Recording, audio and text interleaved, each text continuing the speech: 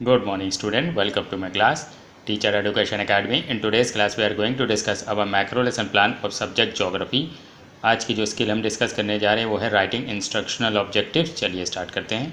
Top पे हम लोग सबसे पहले मैक्रो लेसन प्लान लिखेंगे। डेट आज की डेट डालेंगे 15/10/2024। Subject geography, topic resources. मैं बताऊंगा टॉपिक मैंने क्यों लिख दिया है। क्लास ये 8th क्लास का प्लान है। पीरियड सेकंड, ड्यूरेशन क्योंकि मैक्रो लेसन प्लान है कितने मिनट्स की होनी चाहिए, 6 मिनट्स की। और स्किल कौन सी है, राइटिंग इंस्ट्रक्शनल ऑब्जेक्टिव्स। अब इसके कंपोनेंट्स देख लेते हैं। पहला है क्लैरिटी ऑफ ऑब्जेक्टिव्स, दूसरा है adequacy with reference to the domain, next है adequacy with reference to the level of objectives, फिर नेक्स्ट है attainability in terms of people outcomes, last है रेलेवेंस टू दी कॉन्टेक्स्ट। आपको नहीं लिखना है टीचर एजुकेशन एकेडमी, ये मेरे चैनल का नाम है, आप लोग इसको सब्सक्राइब कर लीजिएगा। अब सबसे पहले समझ लेते हैं राइटिंग इंस्ट्रक्शनल ऑब्जेक्टिव्स स्किल होती क्या है। बेसिकली ये सबसे पहला प्लान होता है जो आपको पढ़ाना नहीं होता है, आपको एज सच लिख कर इसको जमा कर देना होता है, क्योंकि इसमें हम लोग ऑब्जेक्टिव्स लिखते हैं। जैसे हम लोग जो है अपनी कोर्स की बुक्स में देखते हैं कि वहाँ पर कोई भी लेसन स्टार्ट करते हैं तो उसमें ऑब्जेक्टिव्स लिखा होता है कि इस लेसन को कंप्लीट करने के बाद स्टूडेंट क्या सीखेंगे। तो इसमें भी यही होता है कि आप जब आप कोई टॉपिक पढ़ाने जा रहे हैं, जैसे मैं रिसोर्सेज पढ़ाने जा रहा हूँ, तो रिसोर्सेज पढ़ने के बाद स्टूडेंट के अंदर क्या चेंजेस आएंगे, यानी उसके बिहेवियर में क्या चेंजेस आएंगे, वो क्या सीखेगा। तो इस प्लान के अंदर हम लोग क्या करते हैं, सिर्फ ऑब्जेक्टिव्स को लिख कर हम लोग जो है अपने सुपरवाइज़र को सबमिट कर देते हैं। अगर कोई सुपरवाइज़र कहते हैं कि आप इसको जो है प्रेजेंट भी कर दीजिए, तो उसका अलग तरीका होता है, आप इसको प्रेजेंट भी कर सकते हैं, वो अभी मैं बता दूंगा आपको। इसीलिए मैंने यहाँ पर टॉपिक को इंट्रोड्यूस कर दिया है। तो इस स्किल में हम लोग सीखेंगे कि ऑब्जेक्टिव्स को कैसे लिखा जाए। अब आपको क्या करना है, एक प्रेजेंटेशन टेबल बनानी है। पहले कॉलम में स्पेसिफिक ऑब्जेक्टिव्स हम लोग लिखेंगे, दूसरे कॉलम में हम लोग कंपोनेंट्स जिसके सिर्फ नंबर लिखते हुए चलते हैं। ये लाइन सब में कॉमन होगी, तो इसलिए हम लोग लिखेंगे after completion of the lesson students will be able. ये सब में कॉमन होगी, इसलिए हमने इसको सबसे टॉप पे लिख दिया है। और फिर यहाँ पे हम लोग 3 लेवल्स लेते हैं कि नॉलेज लेवल पर स्टूडेंट क्या सीखेगा, कॉम्प्रीहेंशन लेवल पर और एप्लीकेशन लेवल पर स्टूडेंट में क्या चेंजेस आएंगे बिहेवियर में। ये हम लोग को इस तरह से लिखना है। अब आप यहाँ पे देख रहे होंगे कि नॉलेज लेवल पे मैंने जो पहला ऑब्जेक्टिव लिया है कि after completion of the lesson students will be able to list various types of resources. और फिर दूसरे में मैंने यहाँ पर लिया है to recall the definition of resources. फिर थर्ड में to recognise the natural resources. अब आपको ये समझ में नहीं आ रहा होगा कि ये जो मैंने अंडरलाइन कर रखे हैं और ब्लैक पेन से जो लिखा हुआ है ये कहाँ से आया है। हमको कैसे पता चलेगा कि हमको कौन से ऑब्जेक्टिव्स लिखने हैं, वो कैसे लिखने हैं।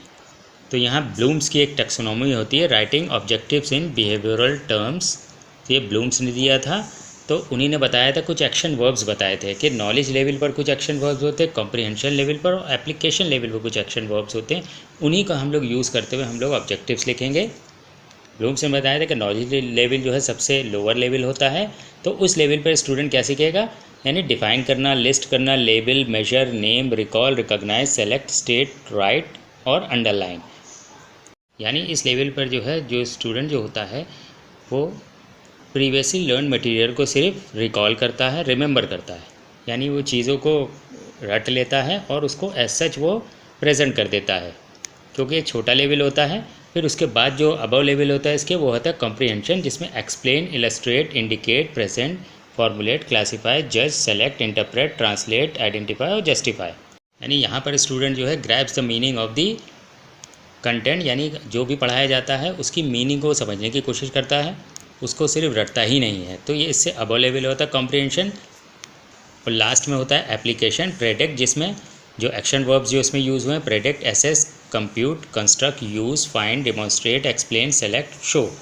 तो इसमें क्या होता है कि एप्लीकेशन लेवल वो सीख जाता है, यानी अब वो सिर्फ वो चीज़ों को रटता ही नहीं है, उसकी मीनिंग भी निकालता है। फिर उसके बाद जो एप्लीकेशन होता है उसमें वो जो याद करता है, जो चीज़ों को सीखता है, वो उसको अपने डेली लाइफ में उसको यूज़ भी करना आ जाता है उसको। तो ये हाईएस्ट लेवल होता है।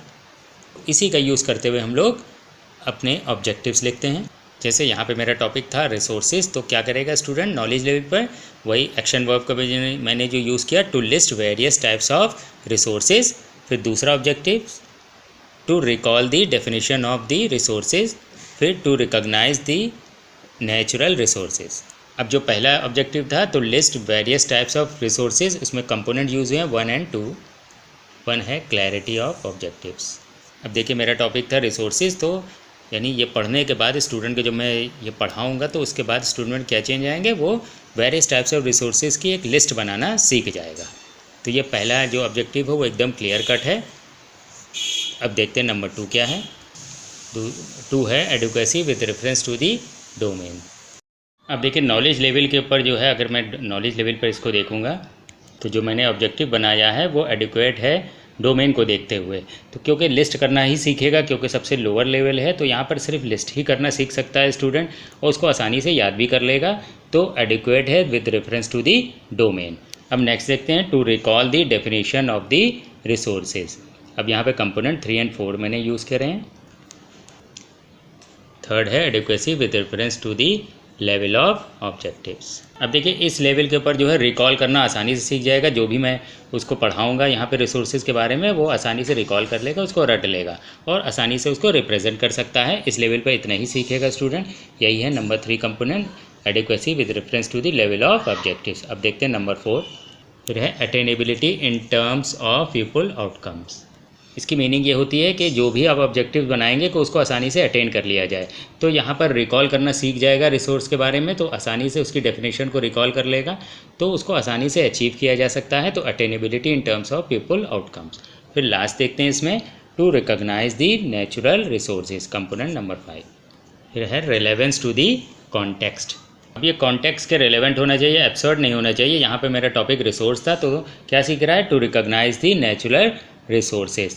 तो उस रिसोर्सेज के बारे में सीख रहा। आउट ऑफ कॉन्टेक्स्ट आप कुछ भी ऑब्जेक्टिव नहीं बनाएंगे, ऑब्जेक्टिव आपके टॉपिक से ही रिलेटेड होना चाहिए। तो रिलेवेंस टू दी कॉन्टेक्स्ट, यही है नंबर 5 कंपोनेंट। अब कॉम्प्रीहेंशन लेवल पर स्टूडेंट क्या अचीव करेगा, after completion of the lesson students will be able to identify the natural resources, component 1 और 2।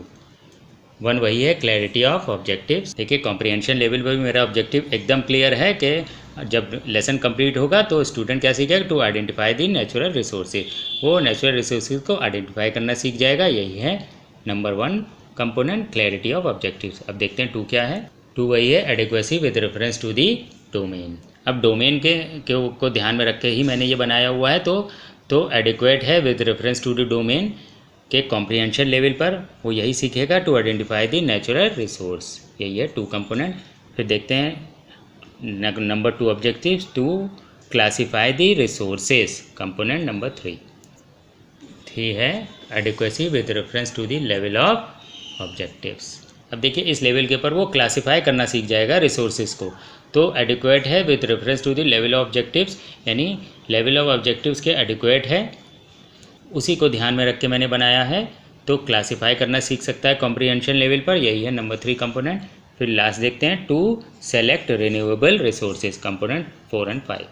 4 है attainability in terms of people outcomes, यानी इस ऑब्जेक्टिव को आसानी से अचीव किया जा सकता है, अटेन किया जा सकता है। आप ऐसे ही ऑब्जेक्टिव बनाइएगा जो पढ़ाने के बाद आप उसको आसानी से अटेन कर सकें। टू सेलेक्ट रिन्यूएबल रिसोर्सेज, यानी जब लेसन कंप्लीट होगा तो वो रिन्यूएबल रिसोर्सेज को सेलेक्ट करना सीख जाएगा। यही है नंबर 4 कंपोनेंट। अब देखते हैं 5 क्या है, रिलेवेंस टू दी कॉन्टेक्स्ट।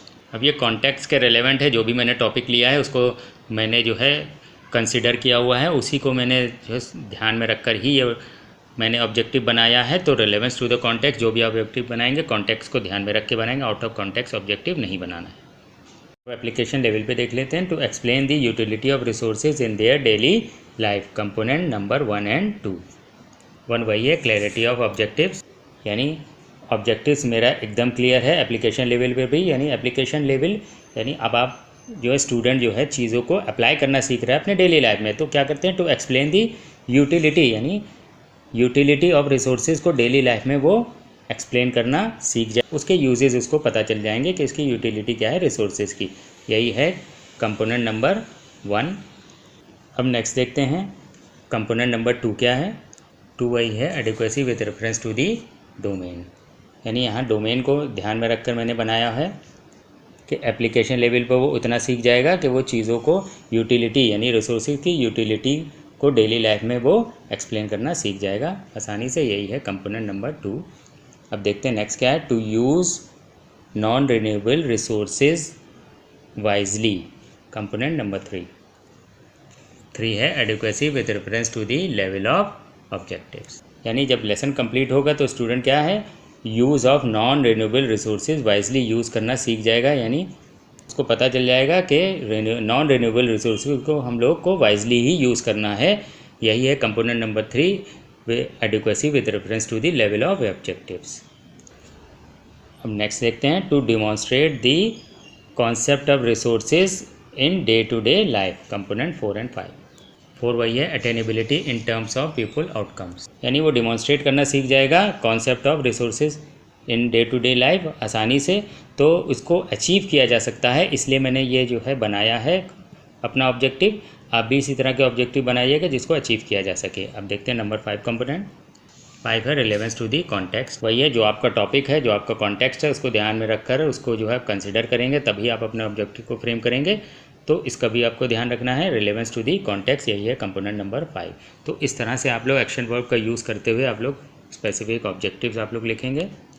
अब आपको एक ऑब्जर्वेशन टेबल बनानी है इस तरह से, इसमें serial number, components, rating scale, frequency 5 4 3 2 1 आपको हर कंपोनेंट के आगे लिख देना है।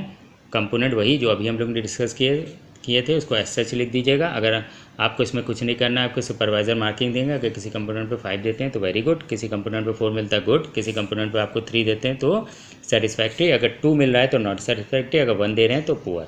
सजेशन फॉर इम्प्रूवमेंट, इस स्किल को इम्प्रूव करने के लिए जो भी सजेशन होंगे सुपरवाइज़र यहाँ पे लिखेंगे और लास्ट में अपनी सिग्नेचर करते हैं। माइक्रो लेसन प्लान की स्किल यहाँ पर कंप्लीट होती है। Thank you.